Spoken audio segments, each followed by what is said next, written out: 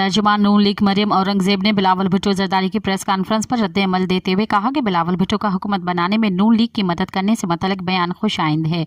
Media से गुफ्तगू करते हुए मरियम औरंगजेब का कहना था कि मुस्लिम लीग नून का वफद बिलावल हाउस गया था और पीपल्स पार्टी को हुकूमत में शमूलियत के लिए दावत दी गई थी।